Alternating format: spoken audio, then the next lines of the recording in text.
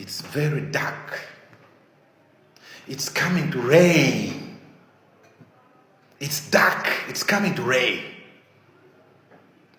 Alright, breaking news wetwogerera sawa zineno General Muhoozi Kainerugaba abamutadde ku nninga His Excellency Robert Kyagulanyi wamu n'abalala international community ensonga zino eziyingiddemu era General Muhoozi wetwogerera abasajja bagenda kumuyita ku meeting y'okubiri. Meeting ya General Salim Saleh wali eggulu kigambibwa okubeera nga yagaanye okulabikako. Ekyo kyongera okusiga ekifaananyi ki soko tubuli nga letunaba kweyongerayo. Kituufu kyo kiri nti General Muhoozi alabika ayagala kukozesa ofiisi ye ng'eya CDF okubanga atwalira buli kimu nga bw'akyagala. Ndabeko ne Kaposike wano alina wagambidde nti waliwo abadde bamubuuza nti yakuuta atya Erias Lukwago n'amuteeka mu basement. Answer gye yazzeemu yagambye as the CDF I have every right to arrest everyone especially the opposition leaders. Kikulaga ki nti ofiisi ye ng'eya CDF agenda kubanga akola buli kimu kyayagala era si wakubanga azikiza amangu ddala. Okay, bingi nnyo betubaletedde mu maaso awo just making sure nti subscribing wano ku Wonderboy UG video gituweleka like esobole okubeera nga etambula ku speed eya waggulu nnyo. Kale katugenderewo ku tweet y'omukulu His Excellency Robert Kyagulanyi alina kyazzeemu omukulu General Muhoozi Kainerugaba eyakedde kubeera nga amuyita omukazi yamuyise baboon nti Bobi Wine asaana kubeera muzu. Do you think those are the appropriate words the CDF of Uganda can use to describe someone? Ekituufu kyo kiri nti ate kati ebikolwa nga bino ebyokwevuma nga babooni byongera ate okulaga abazungu nti ffe ng'Abafirika tugenda kusigala nga tukola twerumaaluma. Era Bobi Wine yamuzzeemu n'amugamba nti all bullies have one thing in common. What one thing kyenjagala okuba nga akulaga yagambye they always act tough until someone stands up to them. And Rosanna agenda okubanga standing up ku General Muhoozi. Definitely. Ate jjukira His Excellency Kyagulanyi nawe yagambira nti weba tuteekaawo ne Muhoozi tansobola. Era kituufu tamusobola. Yeeyongeddeyo omukulu ng'agamba and then you will be surprised how fast the little coward in them reveals itself. Don't fear them. Kyategeeza nti omala okumuyimirira amaaso ojja kulaba obutiitiizi obuli mu bbo ate bujja kuba bukoze ki bweyolekeza era bajja kudduka.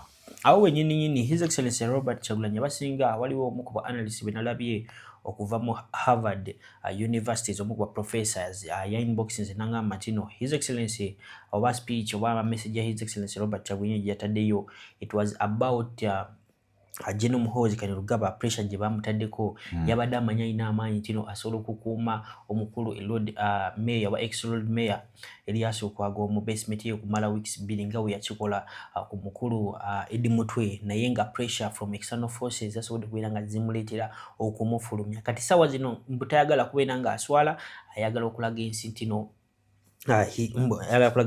omukulu tiyamukwatira bwerere wabula yali yakoze ki yali akoze omusango gw'amaanyi era omusango ogwo omujjukira bulungi olunaku lw'ejjo baabimusomedde gubadde omusango gwa misprision of treason. Kitegeeza nti no omukulu Lord Mayor aba ex-Lord Mayor Erias Lukwago yali amanyi ku plans mbu ez'omukulu Dr. Kizza Besigye wamu ne munne Abedi Bwanika.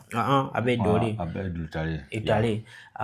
Iyo mission yaabwe mbu omukulu yali agimanyiiko ekyo vola bamutute kwogo omusango. Kitegeeza omukulu Lord Mayor Erias Lukwago asobola nno okumalira ddala nno akaseera kawanvu mukomera kubanga omusango gwa Dr. Kizza Besigye tegunnaba kubeera nga gutuuka wantu bonna. Omusango ogwo tenguwuliddeko ngu we guba gukusinze katugambe nti ogasimbaganye n'omulamuzi n'aba nga gukusalidde n'agamba nti Erias Lukwago oba Dr. Kizza Besigye ne Abedi Lutale omusango gubasinze mbu abantu bano tebakuumibwa mu bakomera wabula bajja kubakola kye bagenda okuba nga bakola okero nga bwe bakalabba treason guba kalabba treason ate jjukira gwabwe guli misprision of treason kitegeeza nti bwe guba gubasinze kabakalabba.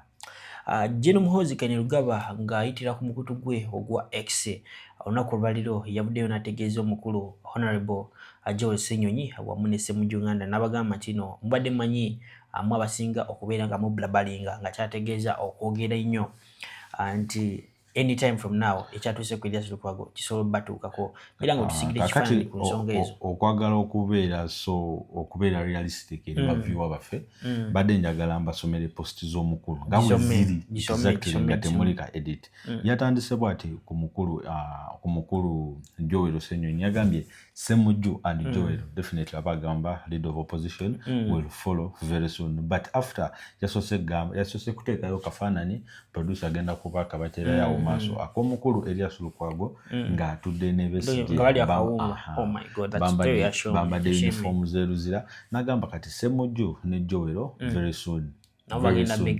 Namaliza n'agamba nti I want a new leader of opposition. Tukulaga ki opposition agenda funani agenda kwata kati awo tesinategeera Thomas Taibu amutekinga opposition leader agambye kuba kati amaliza n'agamba Anita Amongi opposition leader sikiwa wabula agambye nti I have instructed PLU ekibiina kyakulira nti kistadinga engeri y'okugyawo Ssenyonyi then agenda kukola kalike yakola Thomas Taibu nti yamu endorsinga yagenda funa gwa endorsinga mu comment section viewer of njagala okubuuza gwe olowooza General MK ani gwalina mu birowoozo bye gwayinza okuba nga ateekawo nga leader of opposition oba olowooza Joel Ssenyonyi ali ready okuba nga ekifo opposition akirekulira oba omukulu amaanyi agalina agamugoba kuba leader of opposition. Sikiwa nti nanasobola kubanga kyemmanyi kati ssaawa zineeno opposition bagamba nti government yesigamye nnyo ku opposition mu Uganda kubanga bamanyi bulungi kasita bajijjawo we bati bom abazungu aids baba bagenda kukola ki okuzikendeeza ate mujjukire bulungi Uganda right now we are facing a crisis of funds whereby World Bank yongayo yagana okubeera nga ekola ki etuwola. Njagala mba playing eno video mugyerabireko muŋŋambe beddala Wonderboy mulowooza Uganda gyeraga tulinayo ekirungi kye tugenda okubeera nga tufunamu kubanga ono y'omu ku ba leaders ababeera eri mu Northern Uganda y'omu ku ba MPs oba former MPs olaba naye avaayo n'agamba ebyaddala gino Muhoozi Kainerugaba yakisusiza ebyaddala abeeranga simanyi abeeranga omuntu kuvaayo omuntu omusiriifu n'avaayo n'ayogera era kiba kimulumya nnyo okulaba nga batulugunya abanne. Tolina okumanya n'engeri gyekiri nti yali MP ate nga ali ku ludda oluvuganyiza gavumenti tayinza kubanga ayina bigambo biwoomu naddala eri ebikolwa bya General MK Muhoozi Kainerugaba. Tolina omanya okutwaliza wamu General MK ekikolwa kye yakoze kyabadde extraordinary ate kyasuseewo nnyo ng'ovudde n'ekyokusukkako gwe yakikozeeko ex-Lord Mayor abeeranga mayor luli yabikolanga kuba Eddie Mutwe baani nga tulaba nti bantu baki babulijjo wabula waatuukira okwata ku lawyer kitegeeza bulimu asobola okubeera nga akwatibwa. Musooke muwulirize omukulu Odongoto mumbulire video eri muzungu naye era Aisha wange wali Saudi Arabia jasobola okubeera nga abitegeera kubanga oluzungu lwe yasobodde okubeera nga simplifyinga. Musooke mubirabe tumale tukomewo n'ebirala maaso awo. Lion is roaring. The cub is roaring. What are we going to do? It's dark. It's coming to rain. The cub is roaring. The cub, the baby lion or cub, is eating other animals. The baby lion is arresting other animals. The baby lion is incarcerating other animals. What are we going to do? It's very dark. It's coming to rain. We have to live in the park. There is nowhere else we are designed to live. We have to live in a park. It's a republic. But the lion is eating other animals. It's eaten the buffalo. It's eaten the elephants. The baby lion is fierce. Works with impunity. No shame. No hiding. It eats another lion and informs the other animals, I've just eaten this one. What are we going to do? We keep quiet? We in silence rule? We pray to God, to Allah? We continue praying? We've been praying for 40 years. This lion is still young. You're going to pray for another 40 years. I'll be 80. We keep praying. We run away to another park. They'll get you at the border. Can the lion become vegetarian? No. Is the father lion not seeing what the baby lion is doing? Yes. What do? It eats people. It's dangerous. It eats people without shame. It eats people. What do?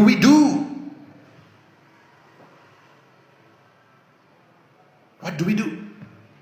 And what happens? What happens? What happens when the father lion dies? Who will be able to remove the baby lion from the command structure? Who? Can the fellow lions, the fellow cubs say, baby lion, you need to move? Will it be possible? Wouldn't there be a war in the park?